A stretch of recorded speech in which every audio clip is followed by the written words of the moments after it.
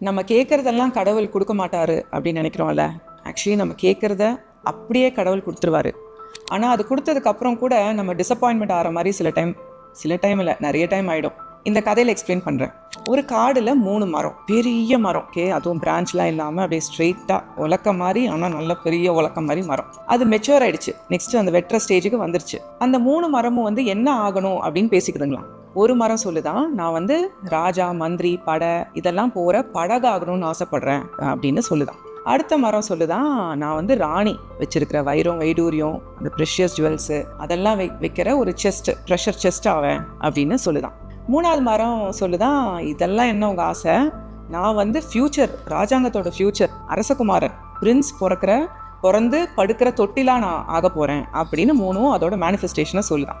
அன்றைக்கி சாயந்தரமே ஒரு உட்கட்டரும் அவரோட பையனும் பார்த்துட்டு, டே என்ன மரண்டா இது 3ம், ஒரு மரத்தை வெட்டினா ஒரு வருஷத்துக்கு நம்ம விறகுக்கு ஆளாச்சுன்னு சொல்லிட்டு 3 மரத்தையும் வெட்டி சந்தோஷமாக எடுத்துகிட்டு போகிறாங்க. வீட்டுக்கு போன உடனே அந்த பையனோட ஒய்ஃப் அப்போ தான் கல்யாணம் ஆகி அவங்க ப்ரெக்னெண்ட்டாக இருப்பாங்க. பிறக்க போகிற குழந்தைக்கு எனக்கு இந்த மரத்தில் ஒரு தொட்டில் பண்ணி கொடுங்க அப்படின்னு கேட்குறாங்க. சரின்னு சொல்லிட்டு ஒரு மரத்தை அதுக்கு யூஸ் பண்ணிக்கிறாங்க. அந்த உட்கட்டரோட ஒய்ஃப் இப்போ மருமகளுக்கு கேட்ட உடனே தொட்டில் பண்ணி கொடுத்துட்டீங்க, நான் எவ்வளோ நாளாக ஒரு பீரோ கேட்டுட்ருக்கேன், ஏதோ என்னோட வீட்டிலேருந்து போட்ட நகை, கொஞ்சம் நகை, இந்த புடவையெல்லாம் வைக்கிறதுக்கு இவ்வளோ நாளாக நீங்கள் பண்ணவே இல்லைன்னு சண்டை போடும்போது எதுக்குடா வம்புன்னு சொல்லிட்டு அந்த ஒய்ஃபுக்கு ஒரு டப்பா பண்ணி கொடுத்துட்றாரு அந்த மரத்தில். அப்புறம் அந்த பையன் சொல்வானா, அப்பா நம்ம இந்த கிராமத்தில், இந்த ஊரில் நம்ம விற்கிறத விட ஆறு கடந்து போய் அங்கே பெரிய ஊர் இருக்குது, அங்கே போய் விற்றா நம்மளுக்கு லாபம் நிறைய வரணுன்னே, ஆமாண்டா மகனே நீ சொல்கிறது கரெக்டுன்னு சொல்லி ஒரு சின்ன படகு பண்ணிடுறாங்க. ஒரு நாள் நைட் என்ன ஆகுது, திடீர்னு மழையில் தட்டுறாங்க யாரோ. போய் பார்த்தா அந்த ஊர் ராஜா, அவங்க மனைவி, குழந்தை, மினிஸ்டரு, அப்புறம் கூட பாதுகாக்கிறதுக்கு 2 பேர் எல்லாம் நிற்கிறாங்க. என்னன்னா எதிரி நாடு படை சூழ்ந்துருச்சு. அவங்க தப்பிக்கிறது முடியாததுனால பக்கத்தில் இருக்கிற நெய்பரிங் நாட்டுக்கு போய் ஹெல்ப் கேட்கணும்.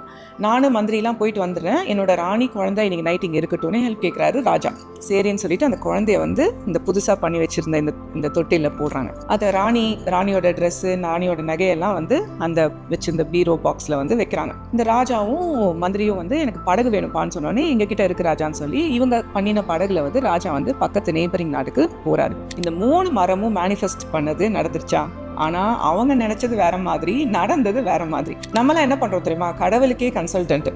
எது எப்போ நடக்கணும், எப்படி நடக்கணும், எந்த வழியாக நடக்கணும் அப்படிங்கிறத எல்லாத்தையும் நம்ம ப்ரேயருங்கிற ஒரு ரிப்போர்ட் மாதிரி கடவுள்கிட்ட கொடுத்து அது நடக்கணும்னு எதிர்பார்க்குறோம். அதுக்கு பதிலாக எனக்கு என்ன நல்லதோ அது உங்களுக்கு தான் தெரியும் கடவுளே, நீங்கள் பார்த்து செய்யுங்க அப்படின்னு கடவுள்கிட்ட விட்டுட்டோன்னா பெஸ்ட் ஆஃப் த பெஸ்ட்டாக நம்ம லைஃப்லலாம் அமையும். இதுதான் மேனிஃபெஸ்டேஷனோட ட்ரிக்.